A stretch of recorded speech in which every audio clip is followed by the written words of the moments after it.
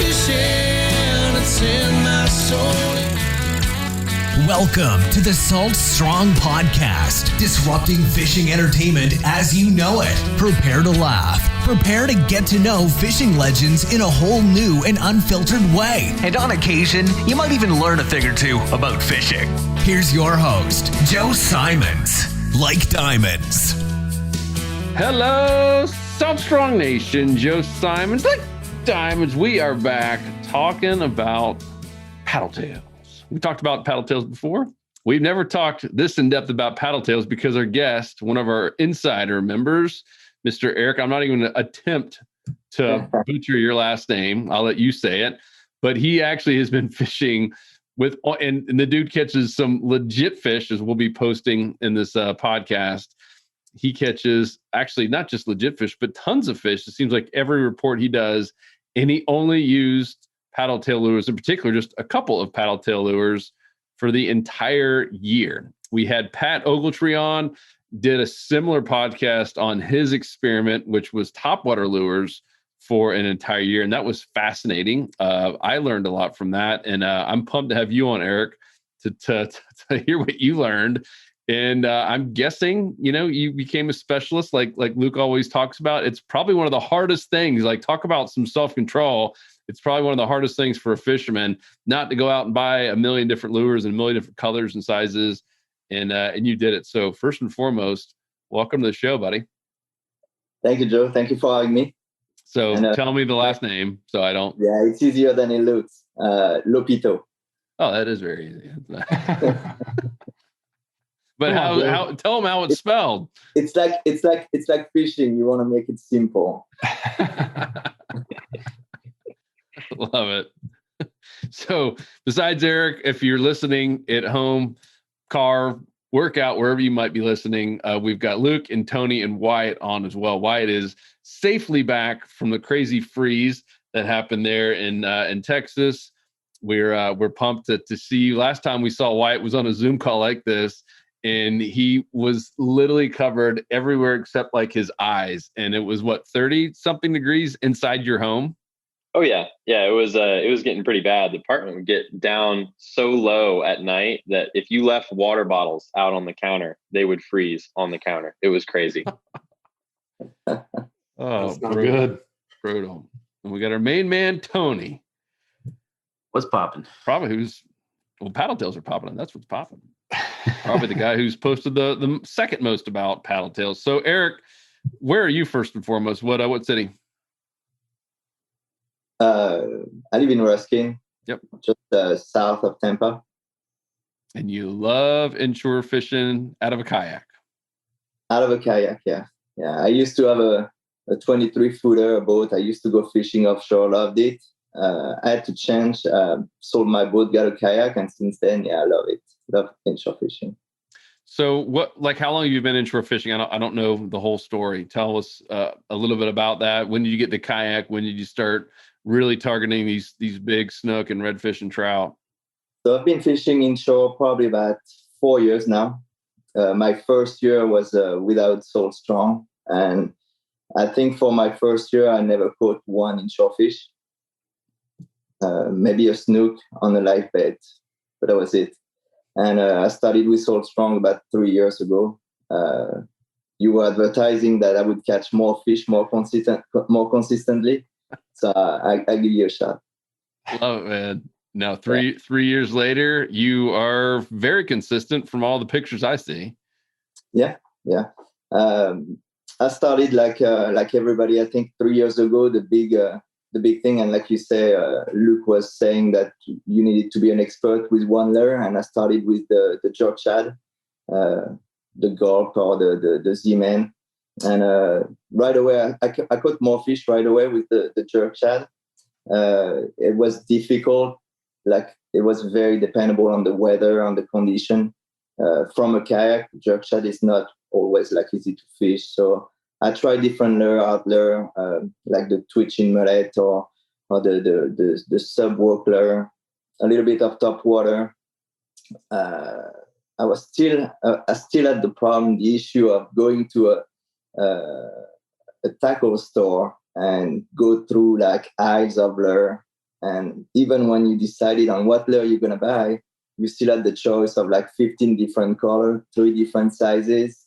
And I would spend like 6 hours in the tackle store instead of spending it fishing. So when you came out with the SLAM SHADY about, I think it was in July, I think June or July, about a year and a half ago, it was a game changer. Yeah, I got my free pack like everybody. Yeah. And my first time fishing with it, I think I have a report, in there, and I think I caught about 60 snook that day. 60? 60? 60, yes. And I lost probably as many that they were not big. I mean, the biggest one were probably 23, 24 inches, but it was non-stop action. Yeah. That's cool. So when did you decide to say, all right, I'm only going to fish paddletails for a year? It's not a decision that I made. That day I came back home and I made a report like I always do when I go fishing. And I tried to analyze why I caught so many snook. And I realized that I went further with the kayak. I extended my range just by changing the lure and fishing with a paddletail. I was more power fishing than just fishing one spot, knowing that on that spot there would be a fish. And at one point he would take whatever lure I put in his face. And instead of that, I decided to start like power fishing and put my lure in front of more fish instead of different lure in front of one fish. So after that, I always had the SLAM SHADY on the kayak.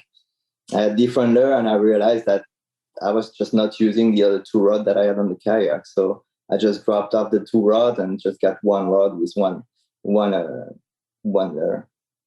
And was this the 3-inch or the 4-inch or the 5-inch SLAM So SHADY? I use mostly the 4-inch. Like 90% of the time, I use the 4-inch on a 3/16-ounce jig head. That's what I mostly use. In the winter, I'm gonna have the 3-inch on a 1/4 ounce, just to fish a little deeper water, the 5-6 foot range. Until the water warms up. I mean, when it warms up, you can find some reds or some snook in like the 2-3 feet range, and that 3/16 cover that range pretty good. And on the jig head, are you using the weedless one or just the normal open face jig head? Because I know you're covering a lot of grass flats. Yeah, just a trot-eye jig head, like open jig head. Once you start getting used to that jig head, to that lure, it doesn't matter the grass. You're just gonna set your retrieve a little faster, a little slower, your rod a little higher or a little lower, and you cover more ground. The hook set ratio is pretty good on a jig head. That's awesome. That's just a true testament to the specialist, right? The specialist versus the tackle store Terry. What was the name of that? We did that survey a while back, Joe. Like those who just have, and we all do it. Like we all buy a bunch of lures, but in reality, it's often like 1 or 2. And yeah, I think you nailed it. Like as far as the paddletail versus the jerk shad type baits, the jerk shad is more of the situational, where it has to be calm winds. When as soon as it's windy, it's really tough. And the paddletail's like all purpose, all season long, that's awesome. You did it for the entire season. But like, yeah, that's the one lure that I wouldn't be surprised worked as good as it did throughout all seasons. Yeah, and it's really simple to use. It's basically, I mean, you can change the retrieve, you can jig it, pop it on the bottom, but most of the time I just use it on casting reeling. I mean, it's for somebody that start a beginner. I mean, that's the perfect lure. It's you cast, you reel, and as long as it's in the right spot, you catch some fish. Tony, I know you were kind of had a similar story, kayak angler. I remember some of your early reports, you had a lot of fish caught on some type of jerk shad, and now you've had a ton on a paddletail. What are your thoughts? Is your go-to still a paddletail for doing the exact same kind of snare for covering ground and just finding the fish? Yeah, so I used the jerk shad. It was a gulp jerk shad, and I unintentionally, that was like all I was using because that was like my confidence lure. Just like with Eric, he learned to use it under different conditions, rigging it up differently, and it just worked. Then when we got the SLAM SHADY, I started using the SLAM SHADY, and Yeah, you can cover a lot more water. I'll use that as a search bait. You start catching fish, and if the bite slows down in the same area, then I'll switch over to a jerk shad just to slow it down. And yeah, it's pretty much the same. I mean, like you said, when you have one lure and you can master that lure, get comfortable using it in all types of situations, I mean, it's a game changer. But what really matters is just being in the right spot. Yeah. What about you, Wyatt? Yeah, I would have to, that last statement is so key. And it's what I think really translates into the success of Paddletails. Eric covered it. And just like Tony just said, it's all about being in the right spot. And most lures don't allow you to feel out the right spot. And a lot of time, we're not perfect. We're not always going to pick that spot that the fish are absolutely in every single time. So it requires us moving around and power fishing, like Eric said. And that's where the strength of the Paddletail comes in. I believe that you can work them faster than most artificial lures, probably 95% of artificial lures out there. And you can really still get that good retrieve where you're going to catch numbers, you're going to catch quality fish, and continue to kind of search out good spots. I would say that I'm always using a Paddletail to feel out new areas. And then, maybe I'll switch if I'm testing something else out that I want to see if it can produce because it's a more finesse presentation. Twitch baits, things like that, the jerk shads. But I always have a Paddletail tied on. And that's really how I learned the marshes in North Carolina. It's how I'm fishing here in Texas right now. All the new zones that I go to and I cover, because I'm fishing new areas almost every single time, I'm able to feel things out quickly with the Paddletails. And it's amazing how it's just so simple. So you can slow roll it. You can double twitch pause it. The versatility that you have with Paddletails is literally unmatched by any other lure, I think. It's just got so much to offer. Love it. Eric, how many fish do you think you caught in the year on one Paddletail? On Paddletail? Yeah. I don't know, hundreds. I mean, I don't know. I probably caught this year, I probably caught 25, 30 redfish, and snook, I can't count them. I mean, some outings are like 20, 30, 40. So it's hard to count with it. And so talk about the type of spots, because I mean, that is something we can't lose focus on. We always want to do, we always want to obviously give the best advice, which is be a specialist, find something like a Paddletail, like the SLAM SHADY Paddletail that just flat out works. But at the same point, both Tony and Wyatt hit on it. You still got to be at a good spot. Talk about kind of that transition from going from kind of getting skunked, and it sounds like pretty inconsistent, to putting yourself in a good spot. What are you looking for when you're out in the water? Because that seems to be, besides being an addict of buying a bunch of lures, but that seems to be one of the bigger problems that people have is I get out there and I watched your video on how to find the best spots, and I watched the whole course on how to use satellite maps. But when I get out there, it looks so much different than what it looked like from a bird's eye view. Kind of walk us through that. What was your journey like in terms of? And that's where the Paddletail is very interesting. Is that at night you're in front of your map, and you're selecting 3-4 spots, and with the Paddletail, there's no more 3-4 spots. Your range that used to be 2 or 3 miles around is gonna become 5 or 6 or 8 miles, and so the spot can be a lot different. You said the 3Bs. I mean, bird ball. It's more like structure, definitely structure, and moving water. I will definitely look at structure. So anything that's a dock, some piling, some oyster bed, just a point in the middle of a mangrove line. Definitely structure and moving water. It doesn't matter if it's incoming or outgoing tide, but moving water. So I'm going to reiterate that for everyone listening. So structure, the 3 Bs, birds, bait, boils, and some type of moving water. Yeah, that's a pretty good recipe. What's nice about the Paddletail too is if you are fishing a dock, you can cover that dock a lot quicker than if you're like throwing a jerk shad, because you can make one cast to the jerk shad for probably 5 or 6 casts of a paddletail, and you'll just be more likely to come across those fish sooner, so you can cover more water. And I know for you kayak anglers, Dave Oddie was the one who really kind of turned us on to this. We all knew about, trolling, but he's like, every time I'm going from spot to spot or even just leaving the ramp in his kayak, he throws on a SLAM SHADY paddletail and just lets it sit there and troll behind him. And he's like, I catch fish, not every time, but it seems like every other trip I'm catching at least a couple of nice little trout just doing that. Do you do that, Eric? Do you just trolling? Yeah, I've been doing that, and I don't usually fish for trout. It's more like a bycatch. I fish for redfish and snook. So, but when I go from one spot to the other one, I just trail the SLAM SHADY, and most of the time you get some trout getting out. So, what's your favorite, snook or redfish? You can only target one. Snook. What's the biggest snook you've got? 38. 38, nice. Yeah. And it was at night, and it was on a 4-inch a 4-inch SLAM SHADY. And when we say you need to match the hatch, it's not always true. That snook had a mullet in his mouth that was about 9 to 10 inches, and didn't even finish swallowing it, and it was already after that 4-inch SLAM SHADY.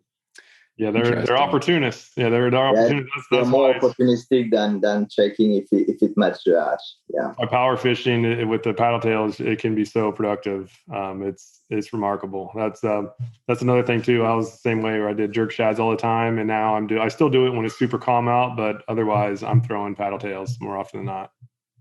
The bad news about this. Oh, go for it, Eric. I'm sorry. I put that snook in the middle of the night too. And I like going like in the middle of the night, fishing the same spot that you fish during the day, but you fish them at night. And first there is less pressure, and it's more quiet. And I was looking for a lure that could cover that too. And the Paddletail is perfect for fishing at night. The action on that lure is perfect. Yeah, of course. The bad news about this whole podcast is if everyone actually listened and took action, we're not going to have any more jobs, because everyone's just going to be catching fish all the time. But just because of you. No, it's because it's so simple. I mean, it not to say fishing's simple. Obviously putting yourself at the right spot at the right time is still critical. But it's such a great reminder to all, including everyone on this podcast, because we're all guilty of it. Of man, just sticking with something that we know works. And I'm proud of you for actually doing it for a whole year. That's wild. So did you ever go to the 5-inch? I'm curious. It was always it sounds like 90% 4, occasionally 3, and that was it. And you ever go weedless? I fished with the 5-inch one time. I had a nice snook on, but it wasn't bringing anything to the table, nothing different. So the 4-inch, I like it. It sit on the hook pretty good. I glue the Paddletail to the jig head. So on that SLAM SHADY, the Zim and SLAM SHADY, the 4 inches, you can catch 25 fish before that lure come off the hook. So you don't have to check your hook. Or same thing when you fish at night, you know that lure is fishing. You don't have to check it. Or what kind of glue do you use when you do that? That's one thing I haven't tried yet. Just super glue, regular super glue. Do you put any scent on the SLAM SHADY at all, or you just let it rock straight out of the pack? What do you mean? Are you putting scent like Procure or any kind of like a fish scent on there? No? I tried the scent. I tried some Procure on it a couple of times at night. Same thing. Didn't add anything to the. I think the action on the Paddletail is what makes the whole deal with the Paddletail. Yep, that's awesome. So what's your advice? I'd love to hear. Just take a little trip back in time 3 so years ago. Besides joining the Salt Strong Insider Club to become better, for the people who are inconsistent, because it seems like it's the majority of us who are not catching as many fish as we want. What's your advice? Because I think the last time I talked to you, you said, I mean, you had not been skunked, and knock on some wood, but like you're at least catching a fish every single time you go out. I still haven't. Still haven't been skunked? No. Wow. So what's the advice? What's the secret? I don't think there's a secret, and I don't fish any like secret places. I fish like places that are known. I mean, I fish Cockroach Bay, I fish Bishop Harbor, I fish Terrace. I mean, it's stuff on the map. So I don't think there is a secret. I think Tony said it. It's confidence, being confident that you're doing the right thing, that you're putting the right lure in the right spot, and hang with it. And don't think that after 10 minutes or 15 minutes you haven't catch a fish and it's not working. There's some days you're gonna have to grind it a little bit, and some days it's gonna be that easy. And you need both. The day you're grinding, that's usually the day you're learning more. So, but just keep it simple. The problem is like when you're in the tackle store, you're buying the right lure or the right color. It's the same thing when you're on the spot. You just fish for 15 minutes with one lure and you leave the spot and you're like, maybe I should have chose a different lure. Maybe I should have choose a top water instead of fishing with a jerk shad. And so you never really know. So by keeping it simple, with a lure that you're confident, you know that if you went on the spot and there was a fish there, you would have caught it. I love it. Tony, could you do it? Could you go a whole year with one paddletail? Probably. I mean, I've gained a lot more confidence in it than when I first started using them. Like when I first started using the jerk shad, I use a paddletail every now and then, and it just wasn't producing for me personally as much as a jerk shad. So I always went back to that. But now that I've been using it more, I mean, it, like Luke said, it's always tied on at least one of my rods when I'm out there. And even like when I go freshwater fishing now, I just bring my inshore stuff. Like I don't even have a freshwater tackle bag anymore. I just use the same stuff I use inshore just because of the confidence. Yep. Wyatt, could you do it a whole year? You couldn't do it. No, I absolutely. I would say, I think honestly, the paddletail was my first confidence lure that I gained. We talked about my story moving from Tennessee to North Carolina, now here to Texas. So I never really had a grounding in any kind of artificial lure. It was always live bait for me, before when I would travel to the coast and I would fish. But the paddletail was the first lure that I really kind of locked in on. And now I do create a lot of tutorials about other lures for our insiders. But if it was up to me, I would literally just use the paddletail because it takes the simplicity of just being able to cover more spots, which is really the most important thing. But being able to do it effectively with a lure that's very simple to use, like paddletail, just makes things a lot easier. I think once you start adding more things into the equation, it gets a little bit more complicated. There's room for error there. That's not to say that some lures on some specific days won't produce more fish or more quality fish, but I can always depend on the paddletail to catch me some fish. So I would definitely say I could go for it for a year, but I know our insiders would get really bored of me just watching fish get caught with the SLAM SHADY, which would be pretty easy, I would say, here in Texas, especially with all the trout that we've got. They just love that SLAM SHADY paddletail here. Yeah. Luke, could you do it? I couldn't do it. I think I have too much ADD, and I just always like to be testing stuff. So like it would be driving me crazy. Yeah. But if there was one, it would be the paddletail, because that's the one thing I have every time I have it rigged up, because it's the confidence thing. If things aren't working, kind of go back to that. But I still have to be. Right now, it's I've been using paddletail for any day that's not just flat calm, and if it's flat calm and I want to go in the shallows, and I throw the leprechaun. So like I basically have a two lure thing. But then when the sheep's head are going in thick, now I'm throwing a crab lures. So I'm one of those guys that always has to have a bunch of lures. There's nothing I could do about it. It's been a problem I've had for as long as I can remember. That's the nice thing about having a boat. When you're stuck on a kayak like me and Wyatt and Eric, you have to minimize. Yeah, very true.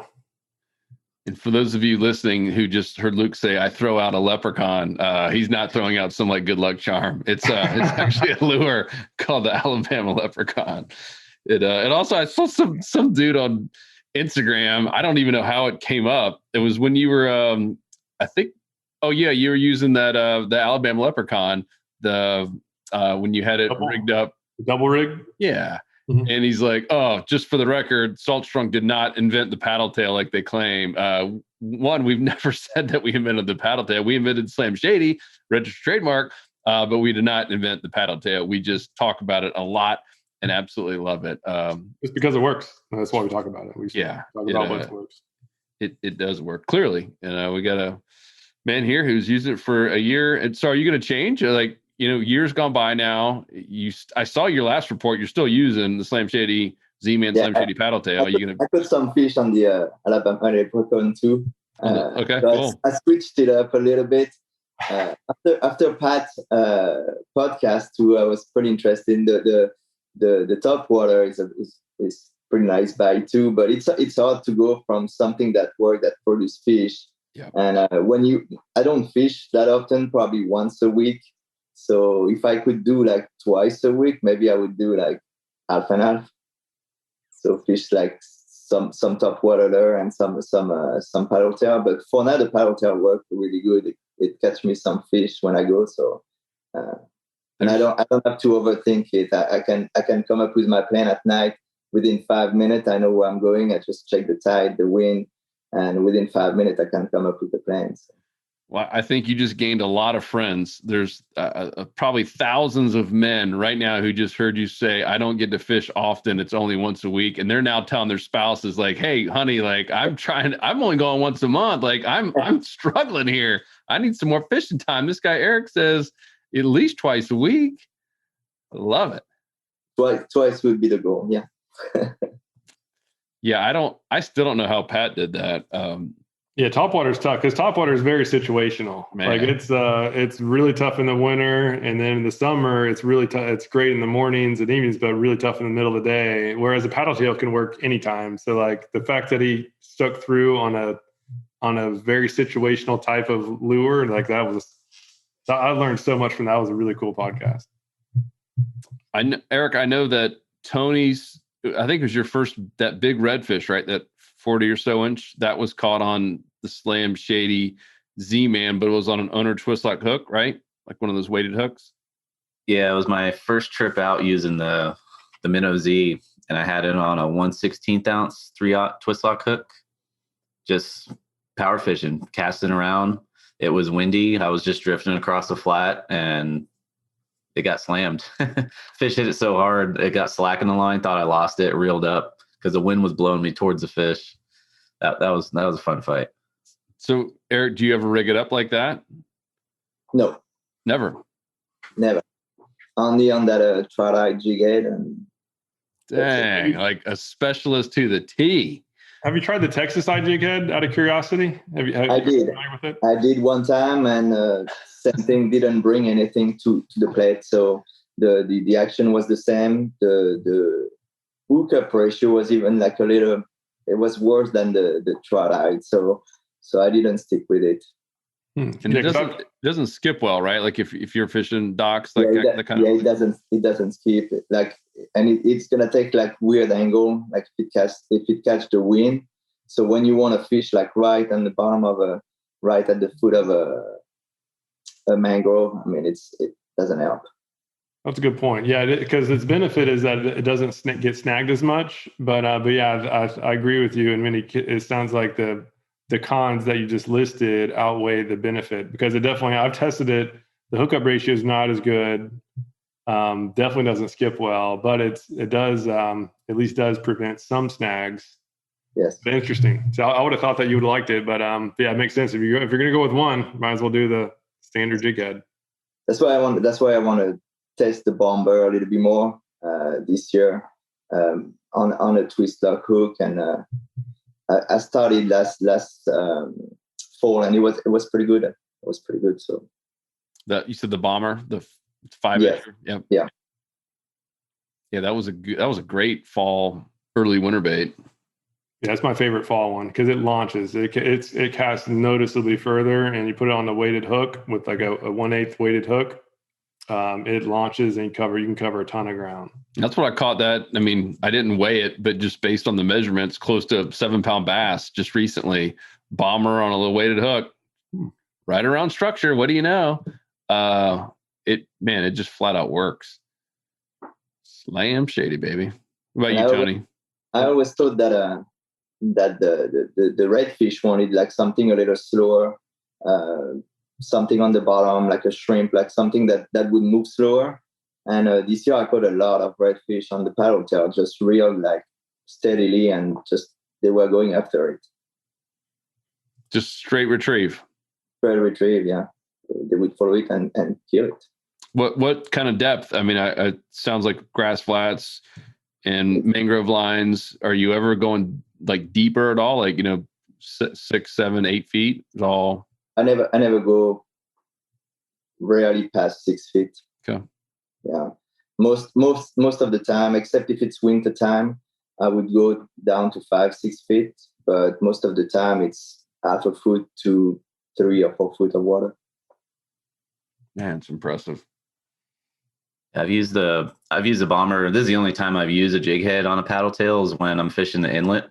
I've used the 5-inch bomber at Sebastian Inlet on either 1.5 ounce or 2 ounce jig head.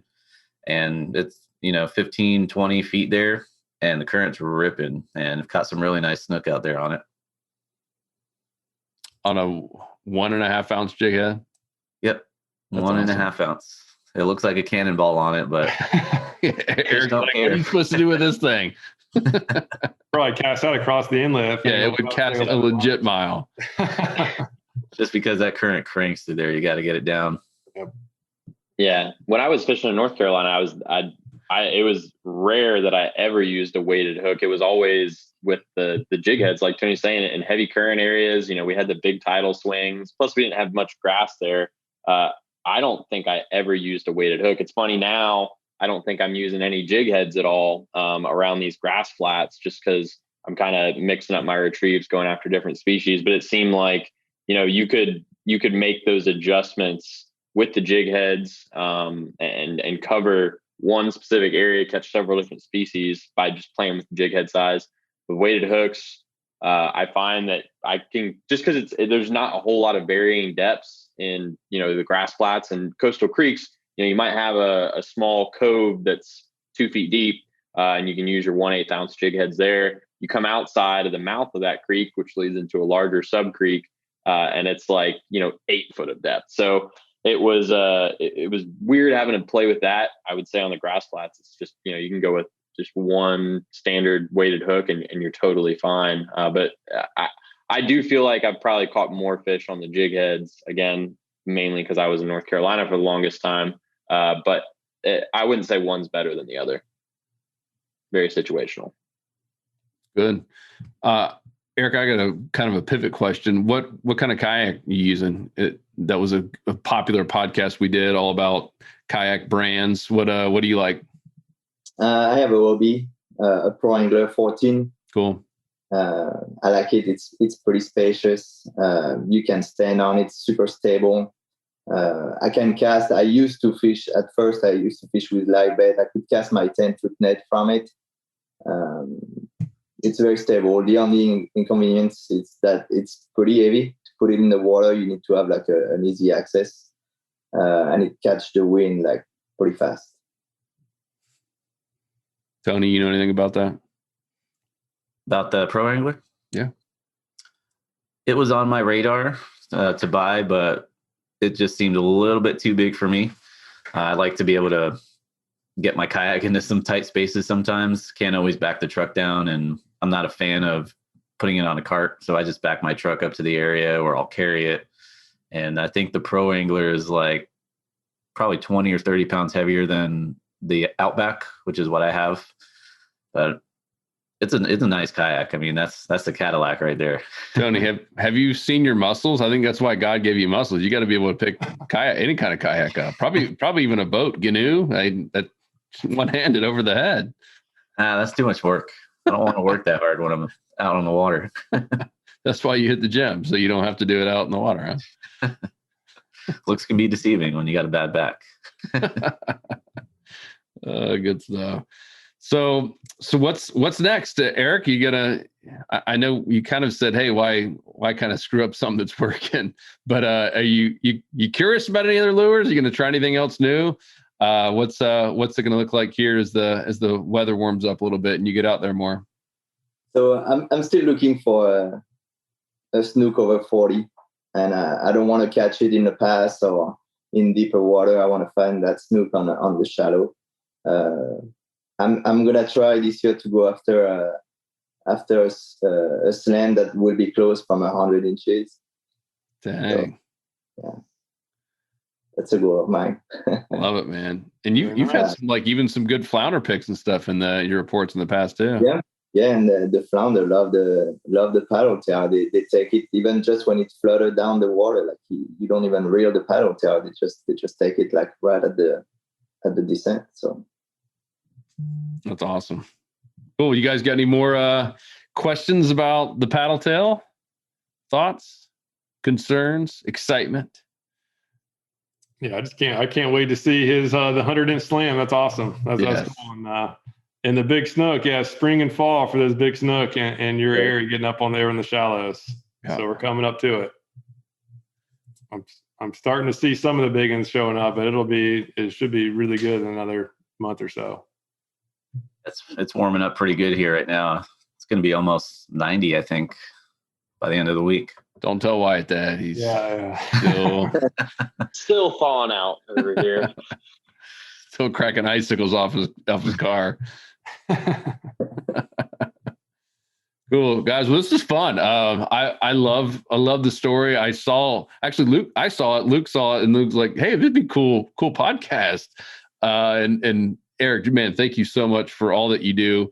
I know you've been an awesome member and just a great testimonial. And I'm excited to meet you again. I know we've met a few times, meeting face to face, and that actually came up this morning with some other members. So, I think everyone's just kind of itching, to go out and do some meetups again. And at least as of right now, these COVID numbers are looking better. And heck, a lot of people I know are now getting the vaccines and stuff. So we'll be doing that soon. And I'm excited to see you again and probably do something at, I don't know, E.G. Simmons or DeSoto. I know there's a couple other parks that people have mentioned. So I'm pumped for that. What are your thoughts? What's your favorite park to go meet up in that Tampa area? E.G. is like 2 minutes from my house. So, so you must love that. I love it. Yeah. It's good fishing around there too. I missed the last one. I was working both days and I missed the last one. And I know you had a lot of fun over there, and I really wish I could have gone. But I'll go anywhere in the Tampa area for a good meetup. Yeah. Cool. Yeah, you missed some of the camping and the late night. We had Bubba, one of our insider members. The dude, he brings the bass everywhere. He literally brings a truck full of like monster speakers, and he's a DJ and singer songwriter. And man, we had an absolute hoot hanging out with him around a fire with some other members. Always fun. Always a blast. Well, brother, thank you again. For anyone who wants to see all of Eric's reports, he's always putting them up in the insider community. We just did a podcast recently.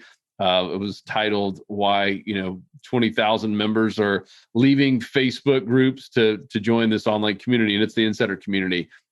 Just so helpful. We got people like Eric, like Pat, who was on the prior podcast, like Bill, who's on a podcast talking about casting reels. They're just in there, super, super helpful. I love the fact there's no cursing, there's no negativity. People are just sharing what's working, and of course we're in there every single week sharing where we're fishing, what we're using, what's working, what's not working, and ultimately just trying to give you shortcuts and help you shorten the learning curve on going out there and feeding fish. Because the ultimate goal is stories like Tony's and Wyatt's and yours, Eric, where you go from being inconsistent to, was it 3 years now? You haven't been skunked in 3 years? Is that? Yes. That's crazy. Yeah, 3 years. Yeah. That's crazy. Yeah, fishing once a week throughout the year too. That's awesome. That's a testament to how sticking to the basics works, right? Just covering ground, get a lure that you trust, and just go out there and fish. And I think a lot of people overthink it. Yep. Or they don't do the work, because I'll be honest, you can't just join the club tomorrow and this is going to happen. Eric put in the work. He went through the materials. He got in the courses. There's a reason that we put all this stuff together and spend a lot of time, a lot of energy, and a ton of money building it all out, because it does work. It's never easy. Fishing's always an ongoing right? You're learning every day. Even the top top guys. We had CA on, and he's like, man, I learned something new every single trip I'm out. So it's what do you call it, Luke? The never ending puzzle, the ongoing puzzle that the puzzle that never ends. You never can solve it. All you can do is get better and learn from it all. So it's that's why it's awesome. We'll do it forever, and it'll always be exciting. But if your goal is consistency, which it should be for anyone who loves fishing, then definitely join us in the Insider Club. And of course, you get to save 20% or more on all of our lures, including Eric's favorite, the Z-Man SLAM Shady, which we just got a bunch more in stock. That whole thing's been crazy. The whole tackle side. If you're still listening, we apologize in advance. It's still nuts. We have conversations every week with all the biggest manufacturers. And I mean, it used to be we could get something in, let's just say 3 to 4 weeks. Like I could call up Z-Man or shoot them a message with an order, and maybe 4 weeks. Like that would be like, oh my gosh, they're taking forever. And now they're like, yeah, it's gonna be 4 months, and it's not their fault. I mean, it's just the whole supply chain is completely out of whack. And a lot of it's just even small materials, even like St. Croix, right? They had like, I don't remember the number, but it was crazy amount of blanks. Like, let's just say they had 200,000 blanks in Wisconsin, but they couldn't get the components for it. They couldn't get the actual, the guides or the Fuji guides in Japan. Like, so it's just all these little small things. And then all of a sudden someone gets COVID at, let's just say St. Croix, and they got to shut the whole floor down and people got to go get tested. Like, it's just, everything has been pushed back. So thank you guys for all the patience. Know that we are incredibly frustrated, but at the same point, we're seeing a light at the end of the tunnel. The times are getting a little bit slower. They're getting a little bit better, and all the manufacturers, like we're catching up. They're finally starting to catch up, and it's getting better. So thank you guys for all the patience, all the love, and the support. Eric, thank you so much for everything, and especially taking the time to do this. This has been really, really fun. Basically one lure. I mean, 4-inch. It sounds like is kind of your go-to, and one color and one jig head, maybe 2 jig heads, but mostly one. And just, man, talk about making it happen. So kudos to you, dude. That's not easy. No, thank you. I appreciate that you had me here. Appreciate all you do for all these people for that sign up for Soul Strong, and that you're gonna help them, and not only you, but once they're in the club, I mean, other angler helping angler. I mean, it's a true thing. I mean, it's a family. You're gonna meet people that's gonna even take you fishing, showing you their spot, and it doesn't happen anywhere else. Yep. We appreciate it, my man. Guys, appreciate your time as well. And we'll have to do this again. And maybe next year it'll be a different size Paddletail. Maybe you'll go down to 3 or 5. Maybe the bomber. We'll do a 1-year bomber. Yeah. So Eric, my biggest snook has been on the 5-inch SLAM Shady. So it's 42. Yeah. So I think it's worth a shot trying the bigger one. Yeah, I have a couple of pack. I might take them with me. Nice. I'll let you know. Yeah, we'll be looking forward to your next report, and hopefully we'll be seeing a 100-inch slam on there. That would be pretty awesome. So, guys, Wyatt, Tony, Luke, appreciate you. Eric, we out. If you guys have any questions and want to, especially if you're listening and want to see the full video, go to saltstrong.com/podcast, and you'll see it right there in the list. And make sure to subscribe if you're watching this on the YouTube, that is. And of course, if you are listening on iTunes or Spotify, please do subscribe. It helps us out. We don't have any ads on this. We've said no to every sponsor who's asked to do it because we want this to be fresh and clean and not have 7 minutes of ad roll in the beginning. And all we ask in return is that you share it and give us a review and subscribe. So guys, we appreciate you, and we'll talk to you on the next episode. Peace. We out. Later. 'Cause fishing, it's in my soul. It was pain.